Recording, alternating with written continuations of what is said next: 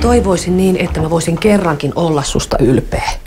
Parempi työtön ja kännissä kuin pelkästään työtön. Väkevät on miehellä bensiini, täytyy sanoa. Tässä nyt törmäillään jatkossakin hiihdon merkeissä. No niin, minun nimeni on Ilmo ja tapaani tulet tuntemaan.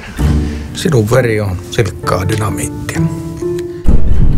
Aina. Sen mä haluan, että sä et pilaa tätä mahdollisuutta. Toivo, eihän varajohtajat mitään pilaa. Ilmoittaudut sitten maanantaina isänmaan palvelukseen. Mä oon nyt muovipussia helvetin eri asia kuin joku tommonen vanha äijä. Mitä siitä tulee, kun menee puurot ja vellit sekaisin?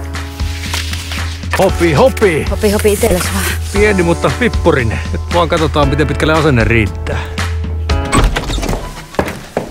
Onko se totta? Ootteko te hukannut meidän veret? Kyllä näin on käynyt. Mitä harrastelijoiden pelleilyä tämä oikein on? Jelena is clean. Accident, sabotage.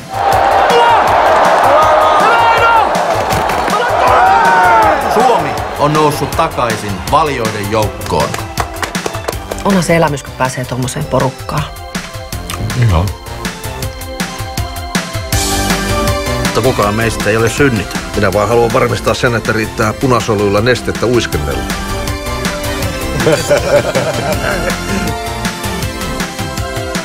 I give you 10 seconds to find the money. Tämä sitä saa, kun on veripussi jollain. Jalat, mutta ei aivoja. Anna mä imän sun verta. Poliisiraportissa luki, että eivät puhu tunnistettavaa kieltä, eivät eurooppalaisia. Koko Suomen hiihtoliitolla on sinulle kysymys. Oletko sinä isänmaallinen mies? Isänmaallinen mies! Verta kupataan kuin lepakko luolassa. Sitä se on varajohtajan työ.